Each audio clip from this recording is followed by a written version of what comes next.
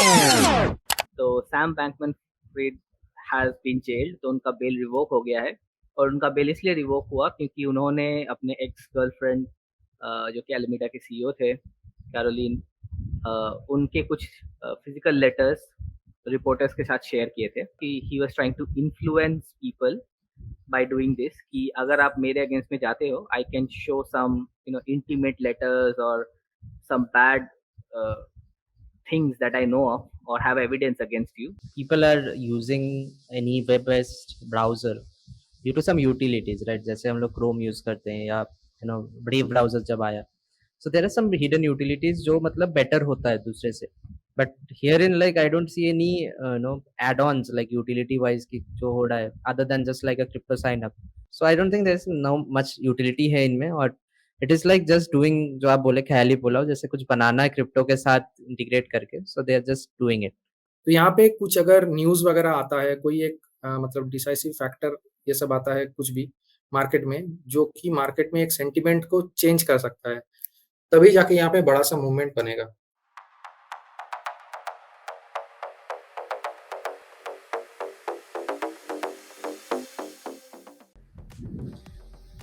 Hello guys, हम लोग वापस आ चुके हैं एक और इंटरेस्टिंग पॉडकास्ट के साथ इस वीक। सो हमारे साथ है शौविक और क्रिश। तो हम लोग इस वीक के पॉडकास्ट को स्टार्ट करेंगे, और इस वीक हम लोग बात करेंगे फिर से एक नए स्कैम के बारे में, जैसे कि हम लोग लास्ट वीक कैट स्कैम के बारे में बात किए हैं। और आप अगर वो वीडियो नहीं देखे हो तो पुराने जाके देख सकते हो कि क्रिश कैसे क्वेश्चंस किए थे और उनका आंसर्स भी नहीं आया है, और भी हम लोग पूरा कैट स्कैम के बारे में बताए हैं। और उसके साथ साथ हम लोग आज बात करेंगे वर्ल्ड कॉइन के ऊपर। वर्ल्ड कॉइन के कुछ छापे मारे गए कुछ ऑफिसेस में,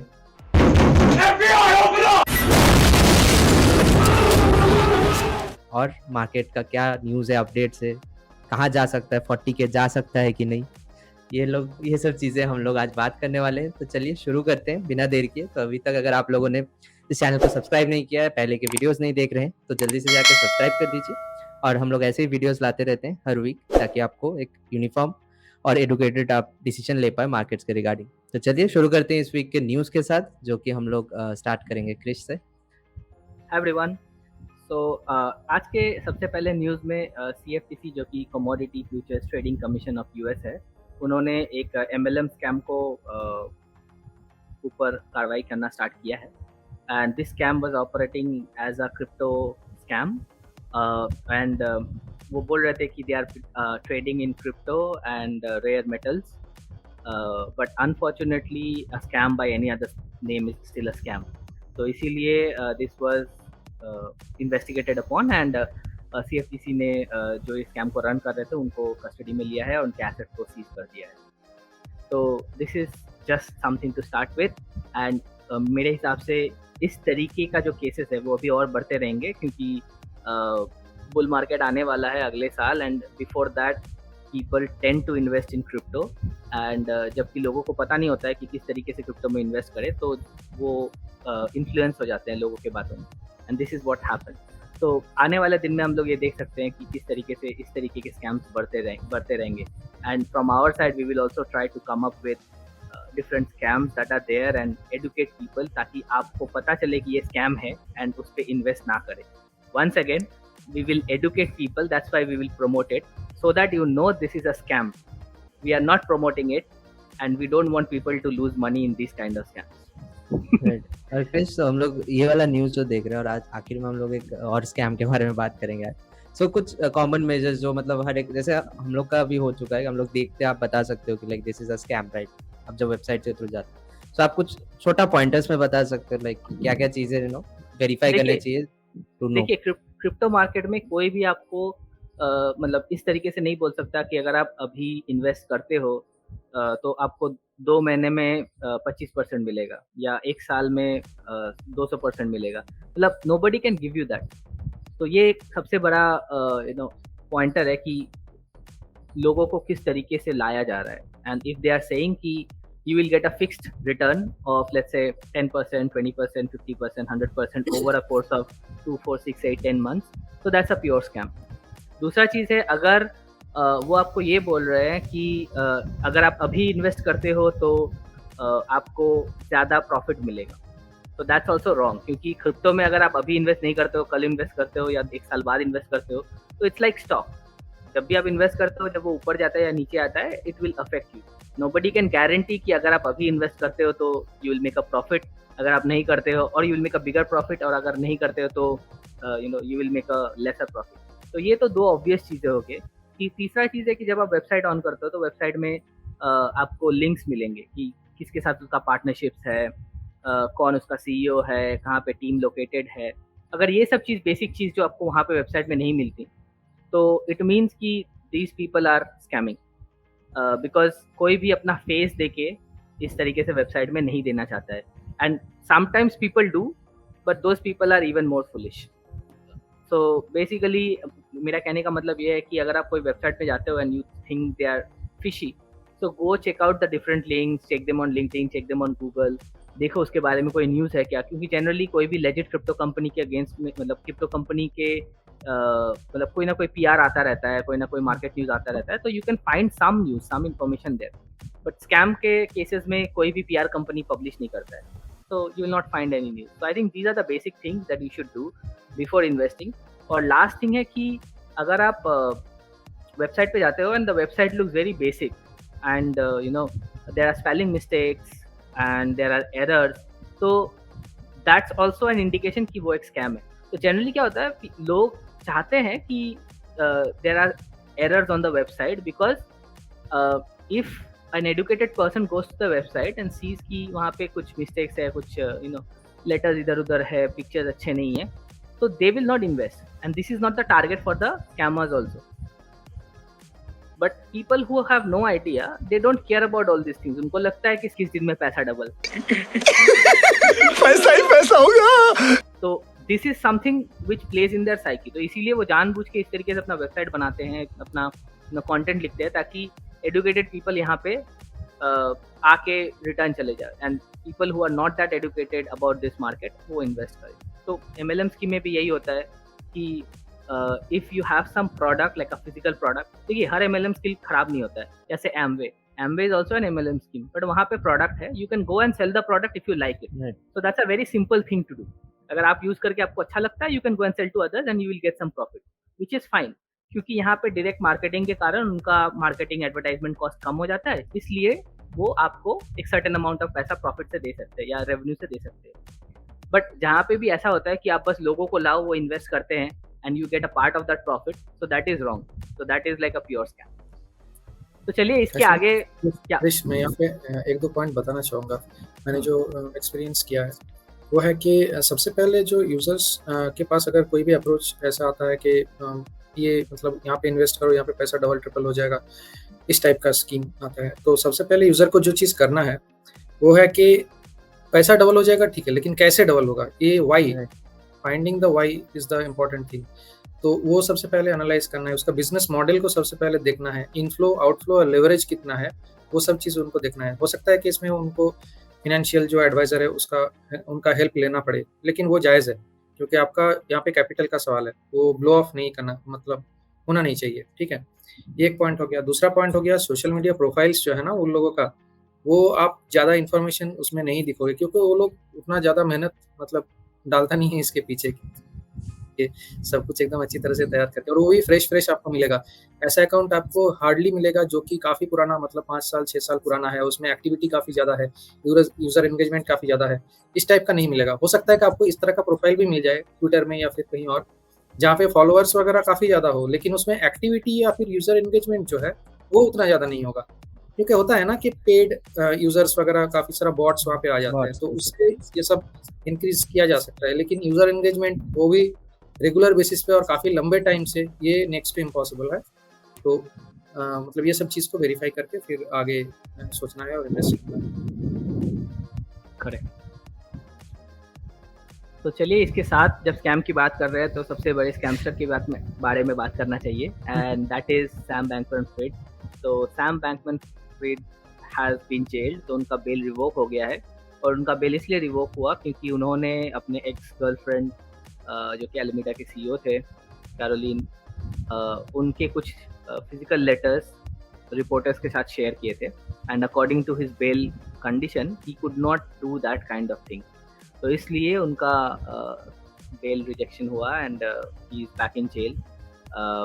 So basically now he will have to fight his case from jail. And दूसरा कारण इसलिए जेल हुआ कि he was trying to influence people by doing this कि अगर आप मेरे अगेंस्ट में जाते हो I can show some intimate letters or some bad things that I know of or have evidence against you in the public, so that will harm your reputation. So basically intimidating the witness against him. So that's what he has been accused of.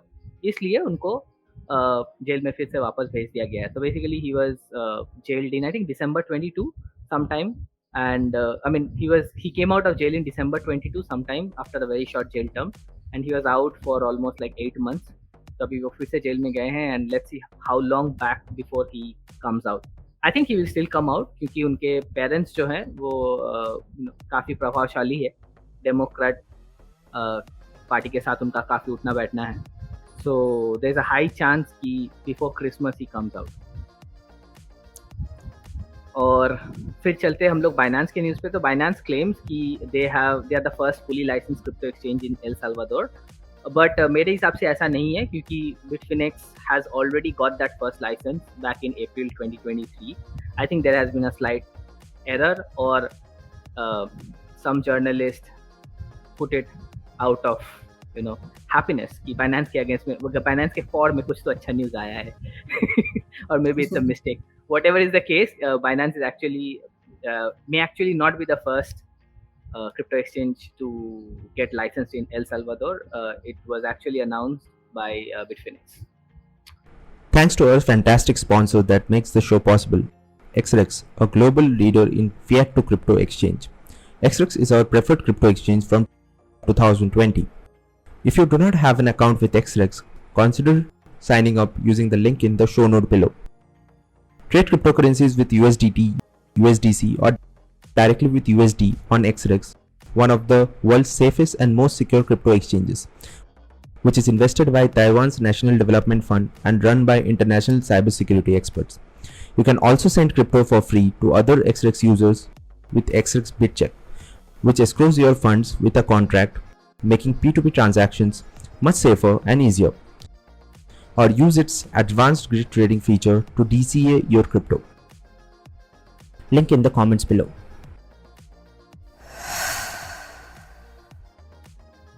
और इस हफ्ते के काफ़ी बड़े news में आते हैं जो कि है PayPal is launching their own PYUSD, which is a stable coin, and you can use this stable coin between PayPal and Venmo.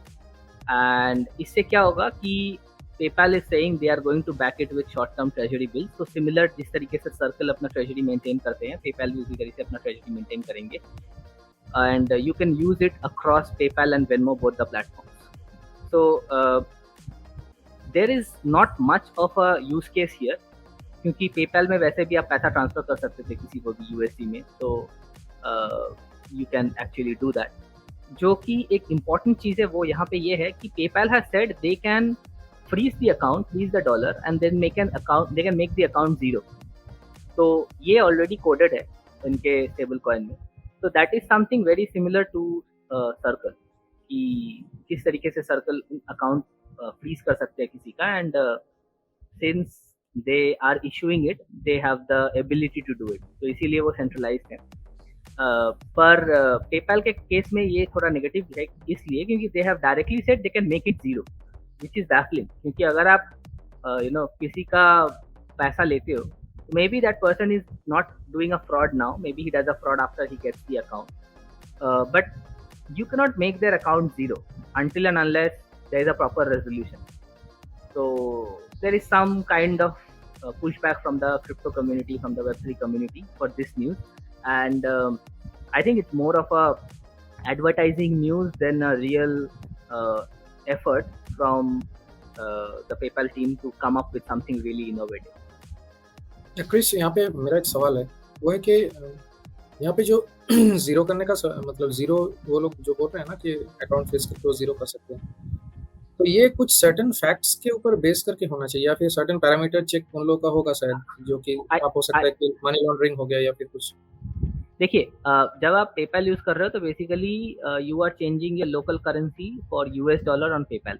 Right, और पेपैल उस लोकल करेंसी को अपने बैंकिंग चैनल के थ्रू यूएस डॉलर में convert करते हैं। तो अगर वो किसी को केवाईसी करते हैं, एंड केवाईसी मतलब नो योर कस्टमर, उसके बाद उनका पैसा वो लेते हैं, लेने के बाद वो उसको यूएस डॉलर में कन्वर्ट करते हैं, and then you can send the money across, and कहीं पे भी आप उसको भेजते हो, that person again gets the US dollar, it gets converted to local fiat and he gets the money.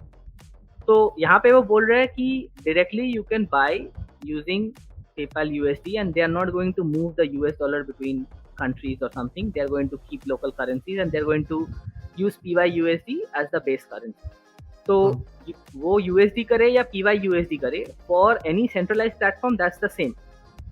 But क्या होता है कि अगर किसी को आप अकाउंट जीरो कर रहे हो तो पहले उसको फ्रीज किया जाता है, and that person has to respond कि why his account should not be unfreezed. And then if things are not in that way कि हाँ you are suspected of doing fraud or you are suspected of doing something, so PayPal can hold this money until there's a resolution, but वो zero नहीं करते हैं। But यहाँ पे उनका option है कि वो जीरो करते हैं। यहाँ पे एक्चुअली एक चीज यहाँ पे एक्चुअली मैं अपना पर्सनल एक्सपीरियंस से कुछ शेयर करना चाहूँगा कि एक बार मेरे साथ एक खुद का हुआ था कि PayPal जो है ना, वो पैसा मतलब पेमेंट जब हो जाता है उसके बाद भी जो अकाउंट उसके साथ अटैच रहता है ना, कोई भी अगर डिस्प्यूट रेज होता है तो वो रिवर्ट कर देता है ट्रांजैक्शन को, और वो भी विदाउट नोटिफाइंग या फिर कुछ भी, मतलब उसमें लीगल एक्शंस वगैरह ये सब वो तो बाद का मतलब बात है। लेकिन वही है कि डिस्प्यूट अगर कहीं तरफ से किसी भी चीज़ में आता है तो डायरेक्टली वो लोग पेमेंट डिडक्ट करके वो रिवर्ट कर देते हैं, तो काफ़ी सारा दिक्कत है पेपैल में। तो इसीलिए stable coin is actually a good thing, because वहाँ पे आपको रिवर्ट नहीं कर सकता कोई, राइट। और दूसरा चीज़ ये है कि पेपैल में जब भी आप कोई, मतलब बेसिक ये है कि पेपैल से आप कभी भी पैसा रिसीव कर रहे हो किसी के कोई सर्विसेज के लिए या किसी चीज़ के लिए, एक तो बहुत ज़्यादा ट्रांजैक्शन फीस काटते हैं, दूसरा चीज़ जैसे आपने बोला है कि रिवर्ट कर लेते हैं या मतलब विथहोल्ड कर लेते हैं, वो हमेशा क्लाइंट के फेवर में ही जाता है, वो हमेशा क्लाइंट के फेवर में जाता है, सर्विस प्रोवाइडर के फेवर में नहीं जाता है, वो क्लाइंट के फेवर में जाता है। करेक्ट। तो उस टाइम में आपको आप जैसे सर्विस प्रोवाइडर हो तो आपको करना चाहिए कि जब भी आपको पेपैल से पैसा मिल जाए, you can move it to another account. तो इसलिए वो मतलब अगर समझ लीजिए आपको 1000 रुपया मिलता है, तो अगर आप 1000 रुपया अलग अकाउंट में ट्रांसफर कर लेते हो, तो he is not going to withdraw 5 rupees now and the 995 later. तो वो जाके देखेगा कि आपके बैंक में अगर 1000 रुपया है तो he will withdraw it, and if your bank does not have that much money, he can not do anything. Bank में एक्चुअली उसको नाच बोलते हैं, नाच लिमिटेशंस, नाच अलाउंस, ये सब, लेकिन वो इनेबल्ड नहीं होता है जब हम लोग पेपैल एक्टिवेट करते हैं। पता नहीं बैंक के साथ क्या सेटलमेंट है, ये लोग अलाउ कर देते हैं पेपैल को विड्रॉ करने के लिए, लेकिन नाच जो है एक मतलब देना चाहिए वहाँ पे, ताकि यूजर को भी पता रहे कि हाँ मेरे अकाउंट से इस तरह से पैसा जा सकता है। वैसा कुछ नहीं होता है, रियल सिनेरियो काफी अलग है। तो आप जब पैसे के बारे में बोल रहे हो तो यहाँ पे अभी करंट सिनेरियो में data is the new oil और world coin is the new tanker, जो कि डेटा ट्रांसफर कर रहा है इधर से उधर। तो वर्ल्ड कॉइन ने अभी न्यूज़ भी लाया था कि you can use world coin KYC data, जो कि वो एनोनिमाइज कर देंगे by government agencies and also by private entities. And the Nigerian government, जो कि क्रिप्टो को लेके काफ़ी एड्रेनलिन रश में रहते हैं, उनका काफ़ी जोश रहता है क्रिप्टो को लेके, because they want to catch crypto people so that they can take their money, because crypto is illegal in Nigeria. तो नाइजीरिया में जहाँ पे वर्ल्ड कॉइन का ऑर्ब को रखा गया था, and people went like agency went and did a raid and captured all these so that they can get a hold of the data कि किसने किसने ये किया है। तो this is a very childish kind of news, क्योंकि like physically आप जाके ऑर्ब को ले लेते हो और you get hold of that doesn't mean you can actually get to the software level unless and until somebody allows you to log in. तो इस मामले में चाइना काफ़ी आगे है। तो they have actually implemented a software और अ malware as I can say, कि जब भी कोई लॉग इन कर रहा है तो he can see the log in and he can take care of all the data. तो चाइना में कुछ ऐसे केसेस आए थे वर्ल्ड कॉइन लेके, जहाँ पे सॉफ्टवेयर को उन्होंने करप्ट कर लिया था ताकि वो लॉग इन और यूज़र आईडी का पासवर्ड सब देख सकते हैं, and whoever is doing this they can steal their data. And this data is very valuable in China, क्योंकि चाइना में आइरिस के थ्रू आप पेमेंट्स कर सकते हो कहीं कहीं पे। तो if you are taking people's iris information, you can make a James Bond like fake iris and you can use that to take all the money. So this is not something out of a movie, ये real life में ऐसा हो सकता है. So before you actually give over this data to others, you have to think कि अगर आपका iris किसी के पास चला जाता है, will it affect any way your monetary condition or your physical condition or your security condition? तो अगर ऐसा है तो इट इज एक्सपेक्टेड कि आप इस तरीके के आईडी स्कैनिंग के थ्रू जाके 4-5 हज़ार रुपये के लिए अपना टोटल इन्फॉर्मेशन शेयर नहीं करेंगे. बट इंडिया में ऐसा नहीं है. इंडिया में there is hardly anything you use your ID for. So hopefully Worldcoin will grow in all the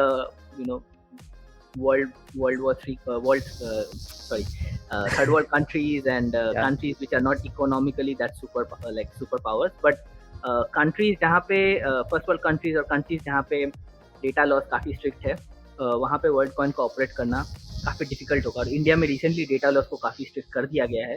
तो in this scenario people who are running Worldcoin ops will find it pretty difficult to maintain all this things properly. हाँ Sam, आप कुछ बोल रहे थे. Yeah, so Chris, I think there is I have read somewhere that कि world coin लेके भी India में बहुत सारे चीज़ हो रहे हैं. जैसे कि जो भी स्कैन कर रहे हैं तो उनको like $50 नहीं मिल रहे, तो कोई और who is sitting there and taking the world coins and जुगाड़ टेक्नोलॉजी तो इंडिया में सबसे आगे है. ये तो होना ही था. बिजनेस मॉडल निकल के आया. जुगाड़ टेक्नोलॉजी तो सबसे आगे है इंडिया में. एंड ये भी है कि अगर आप वर्ल्ड कॉइन किसी को दे रहे हो तो he doesn't know what to do with that Worldcoin. उनको पता ही नहीं कि किस तरीके से वर्ल्ड कॉइन को बाइनेंस में डाल के सेल करके यूएसडीटी को यूज करके यूएसडीटी को P2P से आईएनआर करके, तो ये सब चीज में काफी एफर्ट जाता है. तो वो यहाँ पे लोगों को बिना बोले कमीशन ले रहे कि this is a hidden commission charge because I am giving you this and this is my service fee. तो सर्विस फी हिडन रहता है. जैसे बैंक, जब आप कभी भी बाहर से पैसा भेजते हो बैंक में यूएसडी से, वो आईएनआर होता है, तो वो सर्विस फी बैंक में हमेशा हिडन रहता है. आपको पता नहीं रहता है कि बैंक ने कितना ट्रांजैक्शन चार्जेस काटा है या कितना सर्विस फी काटा है, क्या हुआ है. IMPS ले लो, ज्यादा दूर नहीं जाना पड़ेगा. आप IMPS ले लो. IMPS में जाके आप स्टेटमेंट में जाके चेक करो, फिर आपको पता चलेगा.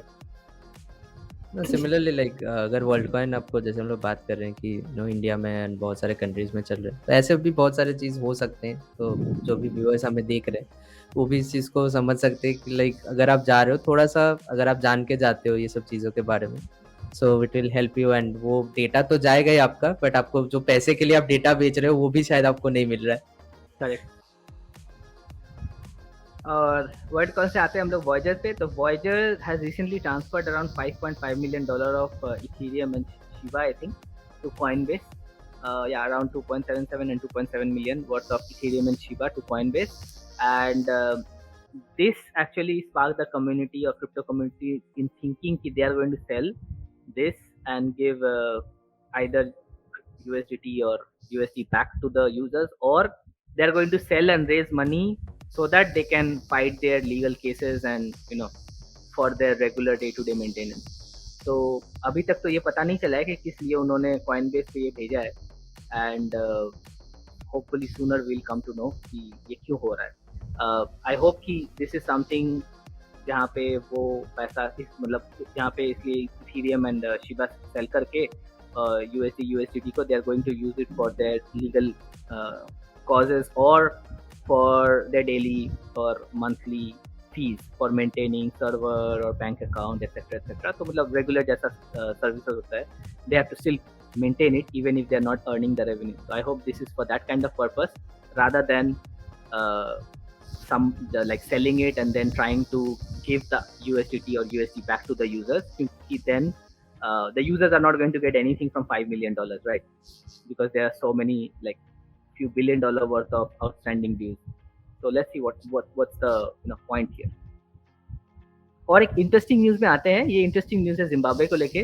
तो जिम्बाब्वे, जो कि आप बहुतों को पता है कि द कंट्री जहाँ पे इन्फ्लेशन काफ़ी हाई था. आई थिंक उनका एक नोट भी था शायद $5 trillion का, 5 ट्रिलियन जिम्बाब्वेन डॉलर का, नॉट US डॉलर. तो they are going to experiment with a gold back token for transactional purpose. So Zimbabwe Central Bank is trying to come up with their own version of real world asset tokenization, जहाँ पे वो gold को back करके they're going to tokenize. Only time will say if people believe कि the currency is actually backed by gold or not. and use it. So this can be done in any kind of scenario कि समझ लीजिए अगर middle east में जैसे oil है तो they can do oil back token and actually they do it.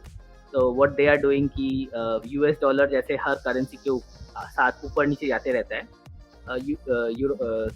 UAE and the Saudi, they have pegged their currency with the US dollar because they have oil, they can do it.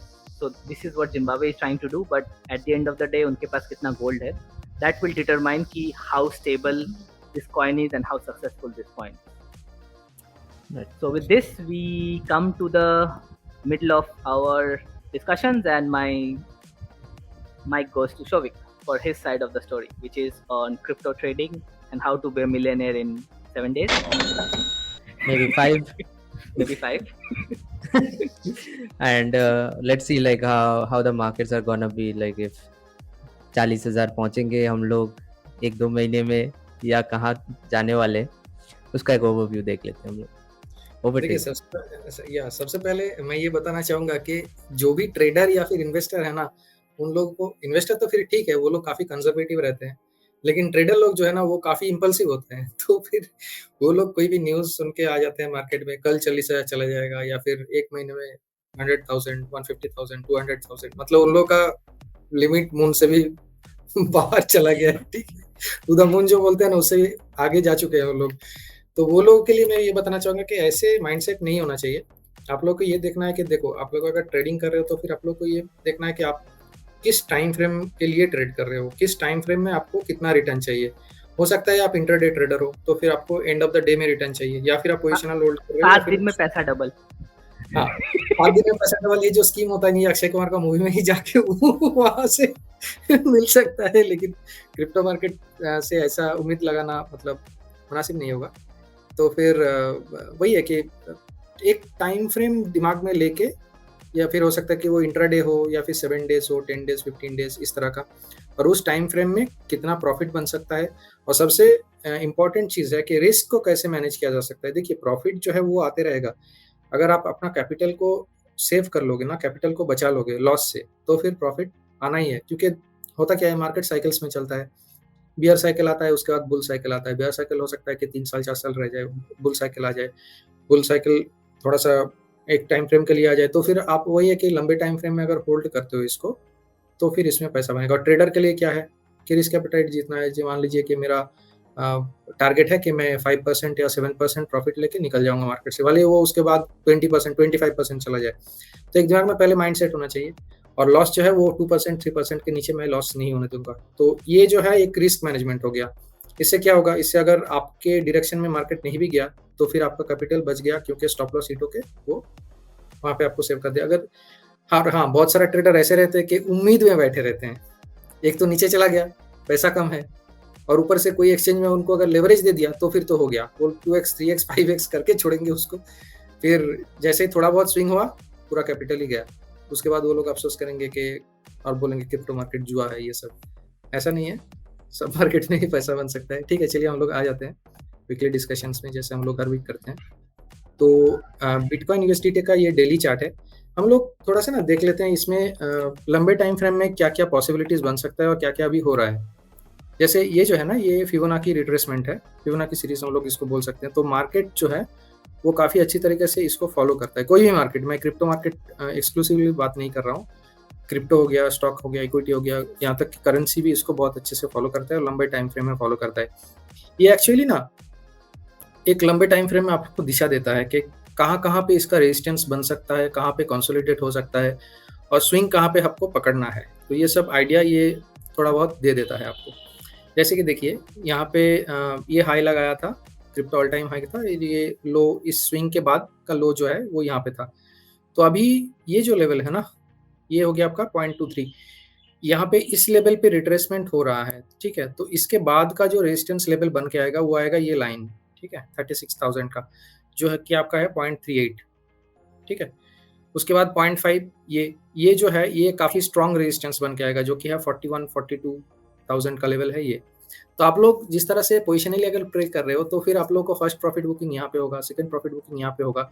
उसके बाद क्या होगा, उसके बाद यहाँ पे मतलब ये जो जोन होगा ना 0.5 से लेके 0.61 के बीच में, ये एक काफ़ी मतलब यहाँ पे बैटल वगैरह चलेगा. ठीक है। तो आप लोग उस हिसाब से अपना ट्रेडिंग को प्लान करो। यहाँ पे मतलब उतना ज़्यादा फाइट करने का ज़रूरत नहीं है इस जोन में। या तो इसके नीचे आने दो, जो कि प्रोबेबिलिटी काफ़ी कम है वो नीचे आने का, क्योंकि ये नीचे काफ़ी टाइम बिताने के बाद ऊपर जा रहा है, और इसके ऊपर तोड़ने दो इसको 50,000 का जो मार्क है वो वाला। तो उसके बाद जो है ना मूवमेंट आपको बहुत जल्दी और तुरंत मिलेगा। तो फिर जो मतलब स्कैल्पर भी आप बोल सकते हो कि स्कैल्पर लोग जो है यहाँ पे काफ़ी अच्छा प्रॉफिट बना सकते हैं। और अभी के लिए जो है यहाँ पे कंसोलिडेशन चल रहा है, इसके यहाँ पे 35,000 36,000 जो है अपर लेवल का एक रेजिस्टेंस है। तो अकॉर्डिंगली आप प्ले करो इसको। डेली टाइम फ्रेम में हम लोग देख लिए, अभी थोड़ा सा हम लोग वीकली देख लेते हैं इसको, आवरली देख लेते हैं, ठीक है। स्पेशली क्रेजी इंपल्सिव ट्रेडर लोगों के लिए मैं बात कर रहा हूँ, उन लोगों को क्या करना होगा।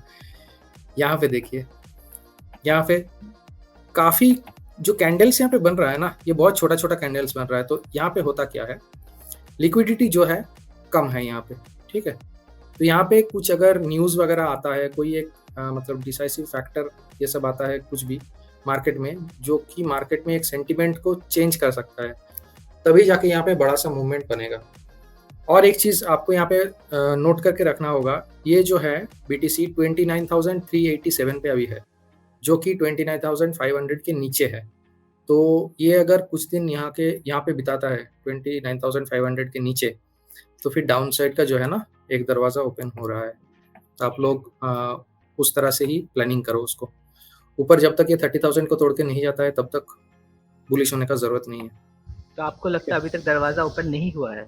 मैं ये बोल रहा हूँ कि दरवाज़ा ओपन हो चुका है, लेकिन आपको बहुत संभाल के अभी करना होगा। देखिए होता क्या है, जैसे ही एक बड़ा सा रेड कैंडल बना के ये 29,000 के नीचे गया, त्राहिमाम आ जाएगा मार्केट में, मैं सच बता रहा हूँ। क्योंकि आप खुद भी देखोगे, अगर देखिए टेक्निकल पॉइंट ऑफ व्यू के हिसाब से मैं ये कहूँगा, वीकली क्लोजिंग अगर 29,000 के नीचे हो गया तो फिर आप सोच लो वहाँ पे क्या होगा, ठीक है। तो ये चीज़ को आप ध्यान में रखो। ऐसा हो सकता है कि डेली टाइम फ्रेम में या फिर आवरली कैंडल में एक बड़ा सा वीक बना के, वो जो होता है ना वो बेसिकली स्टॉप लॉस हंटिंग होता है। लेकिन वीकली क्या होता है, वीकली एक्चुअली पोजीशंस क्लोज होता है वीकली एक्सपायरी का।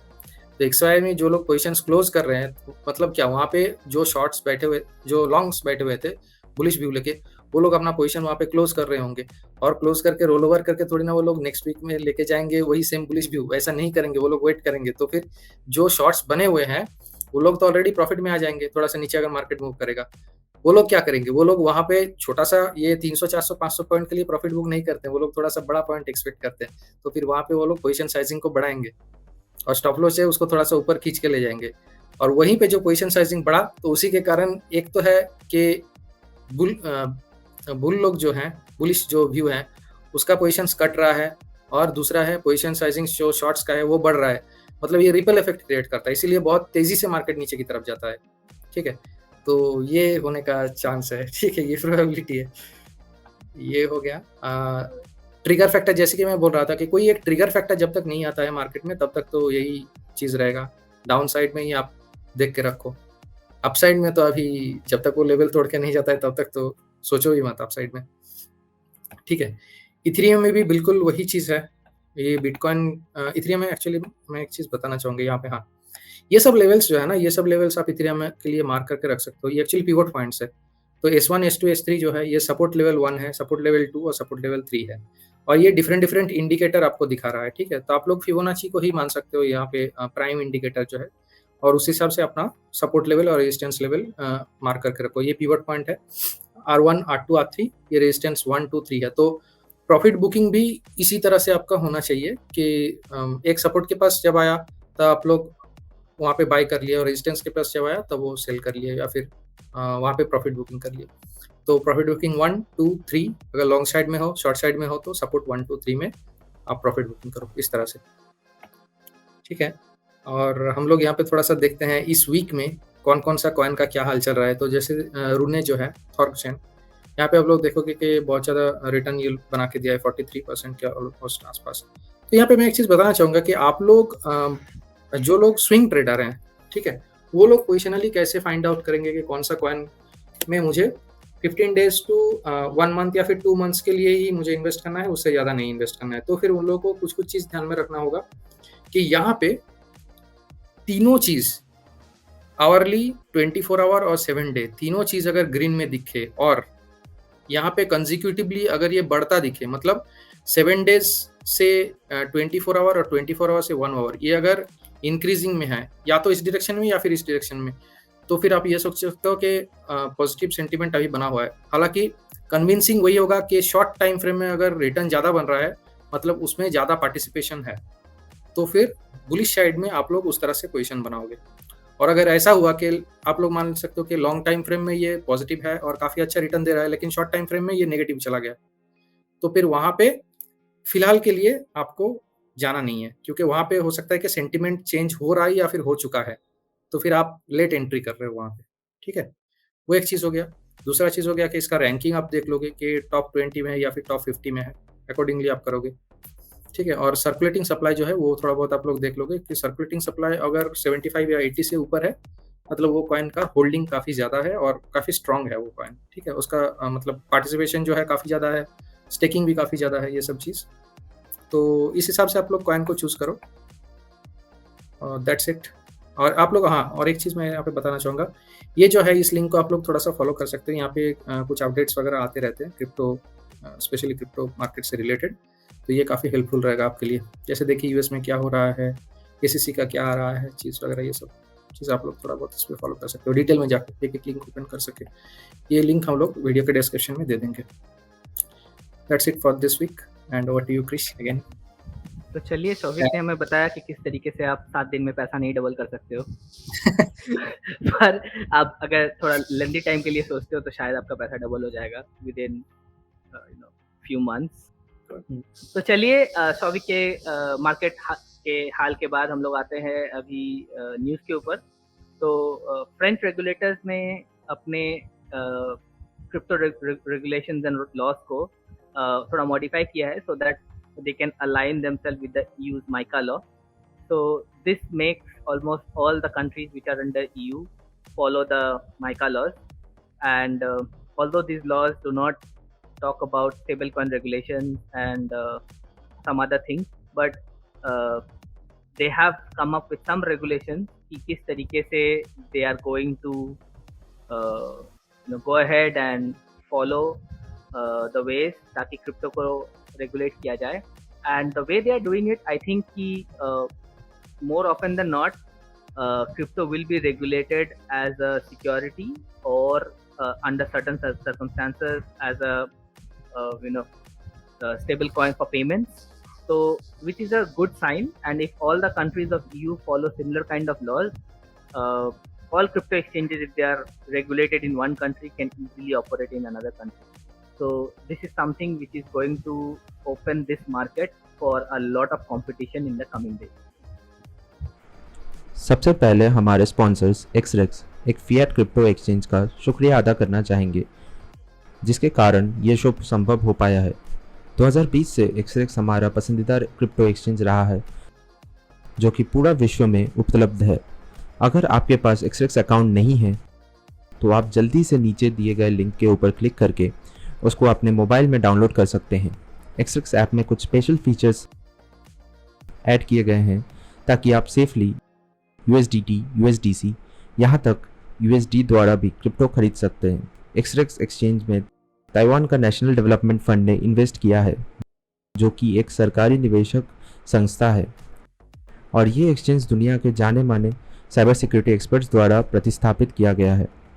आप इस ऐप में बिटचेक के द्वारा किसी भी एक्सरेक्स वॉलेट में फ्री में क्रिप्टो ट्रांसफ़र कर सकते हैं। अब P2P ट्रांसफ़र के लिए आपको कहीं और जाने का ज़रूरत नहीं है। आप इसी एक्सरेक्स ऐप में बिटचेक कॉन्ट्रैक्ट द्वारा सुरक्षित तरीके से P2P कर सकते हैं। और एक फ़ीचर इसमें हाल ही में ऐड किया गया है, जिसमें आप ग्रिड ट्रेडिंग कर सकते हैं, जो कि ऑटोमेटेड बॉट द्वारा किया जाता है। डाउनलोड लिंक नीचे मेंशन किया गया है।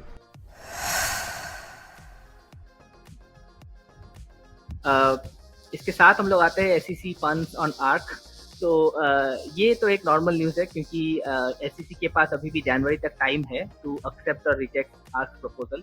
तो उन्होंने अभी जो किया है, they have opened this ETF application for scrutiny for the normal public. तो basically they have given a 21 day comment period, and they have published it in the registrar कि what has ARC submitted. मेरे हिसाब से ये एक अच्छा news है, क्योंकि lot of people who are thinking कि किस तरीके से वो SEC को अपना spot ETF का proposals देंगे, they will have a good framework, and others will actually learn from ARC's mistake. So this will move things faster.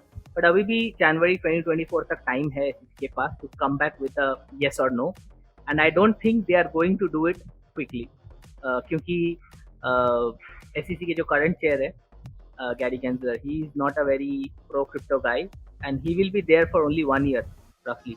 तो जब तक वो है तब तक ये पास होने का चांसेस बहुत कम है.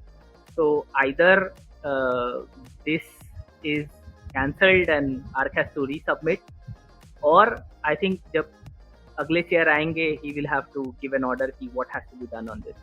But still it's a good positive move, क्योंकि this gives the public a sneak peek into what ARC has submitted. और इसके साथ हम लोग आते हैं बार्सिलोना के न्यूज़ पे. This is also on the crypto side, not on the football side. So FC Barcelona has raised $132 million for its Web3 push. So basically, Socios बोल के जो company है for the Chiliz network, Chiliz blockchain. I think the token name is Chiliz, CHILLZ. So उन्होंने ये deal broker किया है, wherein they are one of the advisory or one of the brokers who powered this deal so that Barcelona can get the investment and start on their Web3 journey. तो Barcelona ही नहीं, मैंने कुछ दिन पहले share भी किया था, Manchester United ने भी अपना Web3 डायरेक्टर हायर करने का सोचा है. Some other clubs like West Ham, Juventus, Real, Atletico Madrid, all these clubs have pushed into the realms of Web3.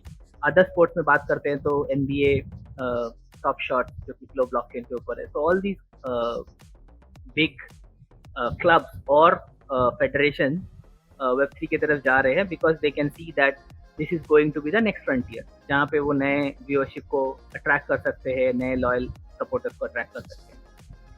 So for people who are thinking कि Web3 is a fad and this is not going to work out, yes, we are very early, and all the Web3 1.0, Web3 2.0 projects are going to fail or not survive. But then this is a trend, and people are going to find the right balance and the right technology to support this movement. So this is going to come sooner or later. So it's not a question of if, but a question of when. And with this, हम लोग आते हैं base के news के ऊपर. तो base जो कि Coinbase का layer 2 blockchain है, they have launched multiple projects. All of them are meme coins, or all of them are projects which are targeted for scamming people out of their money, to be honest. But at least they have come with a fact that if a lot of transactions do happen, the base layer is not affected. So I would say all of these are testing. तो जैसे आपको पता है कि जब BNB ने Binance Chain launch किया था, तो उस टाइम में भी काफ़ी copycats Ethereum से BNB में शिफ्ट किए थे, so that they can get users or they can try to make money out of people who have no idea what they are doing. तो बेस में भी वही अभी सिनारियो चल रहा है. And since they are teaming up with some good projects, including DGods and some other projects, I think sooner or later this phenomenon will go away and people can interact easily with Base. Abhi shayad they have few bridges. Moving forward, they will have more bridges where you can bridge your crypto and go to Base and do your transactions. So for now, most of the projects are not for legit projects. I think they're just there to make some quick bucks, and whoever is going to launch a meme coin is trying to launch it on Base because of the hype. Curve Finance has lost around $62 million from the hack, which is roughly 30% of their total hacked amount, and they have vowed to return back the users' money. 79% of the funds recovered, so basically 21% of the fund they have lost. And with this in mind, Curve के जो CEO थे, उन्होंने काफ़ी सारा block deals किए थे. तो he did a block deal with Justin Sun for 5 million Curve at $2 million. Huobi's co-founder Judun purchased $10 million. Binance ने भी $5 million का tokens खरीदा है यहाँ पे Curve के in OTC deal. So this happened because Michael Egorov, the founder of Curve, he had around $350 million of Curve tokens, which he loaned against and took $100 million USDT out so that he can buy a house. But now, unfortunately, because of this hack, उनका जो collateral था काफ़ी collateral ratio काफ़ी कम हो गया है, तो utilization ratio बढ़ने के कारण उनका cost of taking loans has increased crazily. So because of this, he has to close some of his positions, and for doing that, he has to take this loan out. So hopefully, we will see कि Curve will come out of this situation and the contagion doesn't spread further. क्योंकि जैसे आपको पता है Curve is one of the OG projects in the DeFi space, and अगर Curve token यहाँ पे zero हो जाता है या Curve token यहाँ पे काफ़ी fall करता है, this will be like a domino effect, and this will be a very big setback for the DeFi ecosystem in general. And इसके साथ हम लोग एक अच्छे न्यूज़ में आते हैं जो कि इंडियन क्रिप्टो स्पेस को लेके है. तो India's IT ministry has revealed कि for the Indian web browser which they are planning, they will also integrate crypto sign-up. तो why crypto sign-up? क्योंकि अगर crypto sign-ups वो integrate करते हैं, then this website doesn't have to always depend on SSL certificates for sign-in. तो ये तो अच्छा न्यूज़ है. But I am thinking if there is a way wherein if you are logging in with your crypto sign-up, the government has a way to also capture where you are logging from and with Gmail ID or any way where they can de-anonymize the login. Then they can link your crypto wallet with your identification. So this might be a possibility. So I would be very wary of using a crypto sign-up in going and downloading this government website for Indian browsers and then logging onto it. So Sam, what do you think? Do you think what I am saying makes sense, or do you think it's just a khayali pulao? So basically, it's like people are using any web-based browser due to some utilities, right? जैसे हम लोग Chrome use करते हैं या Brave browser जब आया, so there are some hidden utilities जो मतलब better होता है दूसरे से. But herein, like, I don't see any add-ons like utility-wise की जो हो रहा है, other than just like a crypto sign-up. I think Opera browser also has something similar to it, जिससे आप sign up कर सकते हो अपने MetaMask से बहुत चीज़ों में. I'm not using that, so I don't know much about it, but मैंने सुना था ऐसा कुछ. So I don't think there is no much utility है इनमें, और it is like just doing जो आप बोले ख्याली पुलाव, जैसे कुछ बनाना है क्रिप्टो के साथ इंटीग्रेट करके, so they are just doing it. So I don't think any बहुत बड़ा यूटिलिटी है इसमें. मेरा यहाँ पे कुछ सेकंड के लिए, जब भी हम लोग ब्राउजर में साइन अप यूज़ करते हैं ना, तो सोशल मीडिया साइन इन हो गया ये सब, तो उसका एपीआई हम लोग यूज़ करते हैं. वहाँ पे कुछ डेटा जो है ना वो पब्लिकली ओपन रहता है, जो कि हम लोग एपीआई एक्सेस के थ्रू एक्सेस कर सकते हैं. जो लोग डेवलपर हैं वो लोग समझ पा रहे होंगे मेरा बात को. और कुछ डेटा रहता है जो एनक्रिप्टेड रहता है, वो आप लोग एक्सेस नहीं कर पाओगे. लेकिन ये जो फैसिलिटीज़ एपीआई सर्विस प्रोवाइडर जो है, इसके हाथ में होता है कि किस डेटा को वो इनेबल करते हैं, किस डेटा को वो डिसेबल करते हैं. और कुछ टाइम में, मतलब कुछ वक्त क्या होता है, ये सब पैरामीटर्स जो है इसको अलाउ करने का एक ऑप्शंस भी रहता है, वो यूज़र के पास रहता है, और वो बाय डिफ़ॉल्ट क्लिक रहता है कभी कभी, और कभी कभी नहीं भी रहता है. लेकिन अगर इस तरह से सिचुएशन कर दिया गया कि क्रिप्टो अकाउंट्स का क्रेडेंशियल्स जो है उसमें मेल आईडी जो है उसको पब्लिक कर दिया गया, मतलब एपीआई एक्सेस के थ्रू. मैं ये नहीं बोल रहा हूँ कि ओपन पब्लिक फोरम में कोई देख पाएगा, लेकिन जो ब्राउज़र है उस ब्राउज़र वो डेटा को कैच कर रहा होगा, ठीक है. तो उसमें क्या होगा, उसमें एक प्राइमरी आईडी जो है वो उस ईमेल आईडी के थ्रू अगर बन के आ रहा होगा तो उसमें ट्रेस कर सकते हैं, जैसे कि अकाउंट का डेटा जो है वो एक्सेस किया जा सकता है उसके थ्रू. और एनक्रिप्टेड जो चीज़ है ना, जो जैसे पासवर्ड फील्ड या फिर कुछ भी अलग से हो गया, वो भी डिक्रिप्ट करने का चांस है, ठीक है. तो वो डिक्रिप्ट करके ब्राउजर का जो एक तरह से कह सकते हैं कि ब्राउजर का जो ओनर है ना उसके पास आ जाएगा. यहाँ तक कि कुकी इन्फॉर्मेशन भी उससे एक्सेस किया जा सकता है ब्राउजर का, ठीक है. तो फिर वहाँ से काफी सारा डिटेल्स मिल जाएगा. मतलब वही है कि बोलिए, क्रिप्टो वॉलेट को मतलब किसी जीमेल के साथ लिंक करना कोई बड़ा बात नहीं होगा.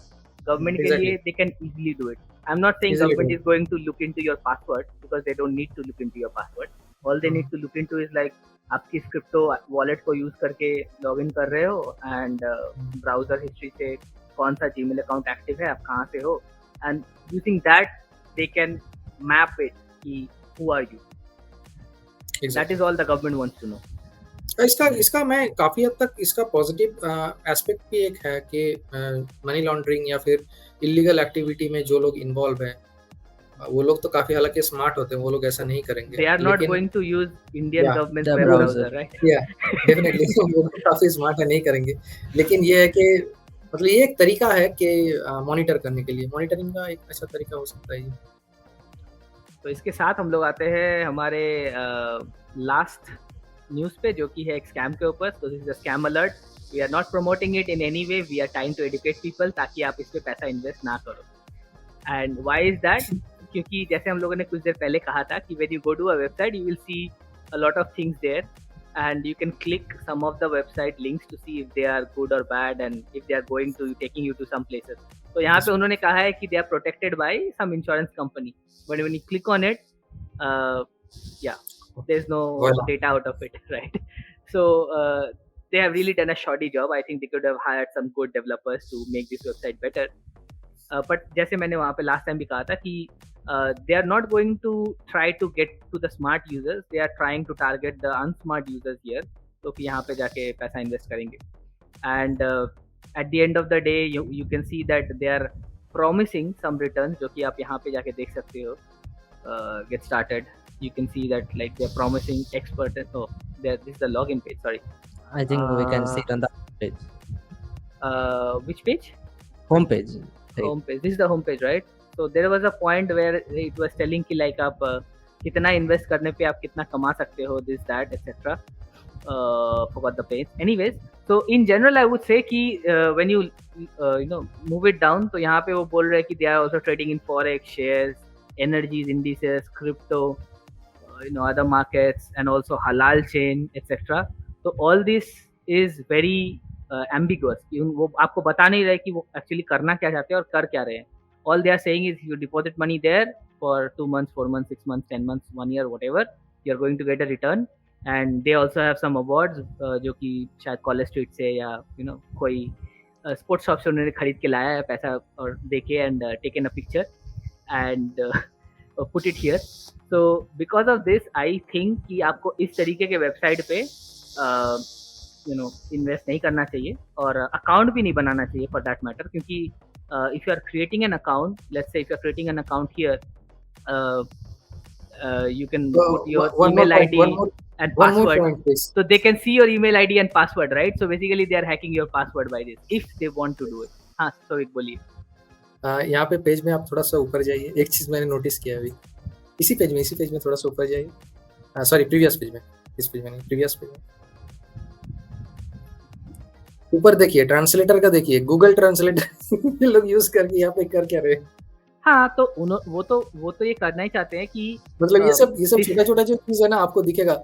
ये जो ट्रांसलेटर है ना, ये जो मतलब आप एक अच्छी तरह से कोडिंग करोगे उसको और एक्चुअल ट्रांसलेटर यूज करोगे, एपीआई यूज करोगे, तो इस तरह का नहीं होगा. ये जो ट्रांसलेटर है ना, ये 2 मिनट का काम है. उन्होंने डायरेक्टली बिठा दिया है. करेक्ट, डायरेक्टली बिठा दिया HTML स्निपेट को यहाँ पे लाके. तो उन्होंने सब बोल दिया है कि they are protected by insurance, secure transaction है, लीगल है, सब कुछ है. But at the end of the day they have not given any information. वो ये भी नहीं बता रहे कि किस तरीके से आपको पैसा बना के दे रहे हैं. They certainly have given some information, 104. And the volume that they are saying is like $657 billion, which is quarterly volume. So this kind of volume is done by SBI, जो कि इंडिया का सबसे बड़ा बैंक है. And they have 56+ million users. तो 56+ million user crypto space में सिर्फ Coinbase के पास है और किसी के पास नहीं है. तो you can understand कि what they are claiming is totally out of the world. इसका कोई मतलब सेंस भी नहीं बनता है. But anyways, this is not for people to make sense out of. This is for emotions to make sense out of it and invest the money blindly. तो इस तरीके के वेबसाइट में जब भी जाते हो तो stay away from it. Do not create accounts. क्योंकि जब आप अकाउंट भी क्रिएट करते हो, they are going to take your password and website email ID because sometimes they are not unmasking the password. so you don't know how they're collecting this password. तो इसी के साथ I will come to the end of our session today, and Sam, over to you. So I think we uncovered a lot of scams that we promised initially, and also give like the idea कि कैसे आप उसको समझ सकते हो, क्या क्या चीज़ देखने हैं, नहीं देखने हैं, और ऊपर से मार्केट्स के बारे में हम लोग बात किए कि 440K तक नहीं जा रहा है मार्केट सितंबर में. Sorry, after seeing like 657 billion, like after seeing 657 billion, what do you think? Like मेरे को क्या हो रहा है? So sorry guys, so that is it. Or I think like you enjoyed the show, so we'll keep on coming up with this kind of educational podcast to make you aware about all the scams and all the things that are going into the market. So शुक्रिया बहुत आपको कि आप लोग ने इतना देर तक रहा अपना शो देखा. So keep following us, keep subscribing, and let's meet next week again with this same kind of a podcast where we'll unmask maybe another scam, or let's know like where the market will be moving the next week. So till then, take care. Bye bye. Thank you. Bye bye.